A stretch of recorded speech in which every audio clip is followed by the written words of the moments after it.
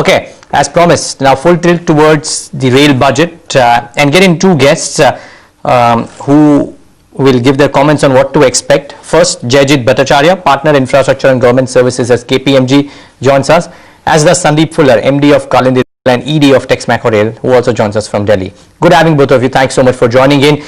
First, coming to you, Jaijit. Yes, lots of macro expectations, but nail it down into a couple of bullet points. What is it that you look out for the most in this rail budget? See, the Indian Railways is extremely critical for this country to grow. It provides a backbone to the economy, and therefore we rapidly need modernization of the Indian Railways, which essentially means that we're looking forward to the budget providing the strategic investment depth that is needed by the railways to make all the necessary investments, from modernization of the railways to the safety issues to the linkages of the port to inland. In fact, one of the key issues we're looking forward to is providing connectivity to all the proposed smart cities that the government has talked about, and also providing connectivity to the new states that have come up. So providing connectivity to the capital city of the Andhra Pradesh, the residual Andhra Pradesh, will be critical, as well as connecting the manufacturing hubs which will be coming up is extremely critical, and I hope the budget provides for that kind of support. In addition, we have had talks of the high-speed rail, which is popularly called the bullet train. We very keenly look forward to bullet trains being rolled out and looking at the return on bullet trains from an economic perspective rather than just a plain financial perspective. So those are the key top-level issues that we're looking at. In addition to support and provide the strategic investment depth that the railways need, we're also looking at the budget providing certain capabilities to the railways, such as increasing non-ticketing revenue sources, as increasing the premium trains which have the dynamic pricing involved, reducing some of the costs involved with diesel. We have some of the most inefficient locomotives running right now, and 15% of the total cost of railways is diesel. So even a 10% reduction in that cost will give us about 1,000 crores freed up, which can be invested in other areas. Of course, there's growing talk about the possibility of opening up the railways for 100% FDI. What's your view on that? I think that's absolutely critical. We won't be able to bring in the investments needed on our own without having the railways opened up to private investment. Besides the money that the private sector will bring in, we also need an urgent infusion of skills, policies, processes, and the management that is needed, and we can't bring it overnight, and therefore the public-private partnership becomes extremely critical. The railways already had a couple of schemes, for example the freight terminal privatization and also the container cargo privatization. Both of these schemes have certain issues in it, and we hope the railway budget looks into that and rationalizes those schemes and extends public-private partnership in many other areas. For example, the port to inland connectivity is an area that we need to look at. Obviously, there are issues such as the railways not knowing what its costing is for each of the track that's rolled out, the costing for the rolling stocks and so on.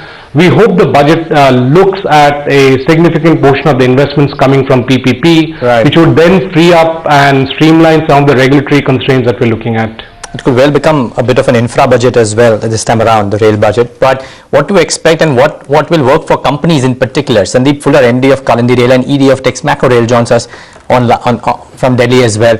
Mr. Fuller, thanks for joining in. Now, tell us the two key points which, if find a mention in the budget, would be beneficial for companies such as yours. You see, the budget is looking at upgrading the existing infrastructure as well as improving the existing operational systems. This is over and above the fact that the budget would also be looking at freight and high-speed corridors. As far as companies like ours are concerned, we are total rail solution providers between Kalindi and Texmaco, and there is complete synergy between the two organizations. As far as Kalindi is concerned, it is into track work and signaling, and Texmaco is into manufacture of wagons, coaches and loco components. So whenever they go for either the improvement in the existing system as well as anything to do with the freight or high-speed corridors, there will always be something for us in it. What about opening up the sector for foreign investment, or even for that matter giving an adequate push to the public-private partnership model? Any infusion of capital through FDI or any PPP project will definitely help railway unlock its resources to improve and grow further in a quicker way. So these are things which will need to be addressed by the Railway Ministry, because they have to come out with a proper policy document on these. We have to see what the policy is. Would your company, either Texmaco or Kalandi, be open to kind of structuring itself in a PPP format? We'll have to see what the policy comes, but we are open to looking at it if it makes good business sense. Have you, just out of, in preparation really to what may come out of the budget, have you been approached, or have you had conversations with any of the international manufacturers at this point of a tie-up potentially? We have been talking to international manufacturers. Okay. And we are still looking at the format in which these will come. And as and when they come, as and when it is possible and there is a suitable partner, we will definitely be entering into these areas. Jayajit, how feasible would it be for a lot of high-tech projects like the bullet train project, for example, and how feasible would it be for Indian existing manufacturers to do these projects, or will we essentially need foreign expertise for the same? To answer the first part in terms of feasibility, I'm assuming you're talking about financial feasibility. Most of these investments may not be financially feasible, but they're economically feasible. In fact, a similar study in UK for their second phase of high-speed rail, which turned out to be financially infeasible, showed that from an economic feasibility it will add about $15 billion per annum, and therefore the perspective that the government should have is the economic feasibility, and they're highly economically feasible. The second part of it, in terms of the technical ability that we have in India to execute it, part of the ability does lie, but the significant part of it will have to come from outside to begin with, and over a period of time in a phased manner that ability will then get ingrained into the Indian economy. So it has to be a phased approach because we lost the bus in terms of having high-speed rails earlier. So at this point in time we will be importing many of the technical requirements, but moving forward I'm very confident that we have the ability to absorb these technologies and build on top of it. In fact, in certain aspects such as signaling and safety and so on, we have had technologies which are actually superior to some of the technologies being used in the European Union, specifically from a tropicalized perspective.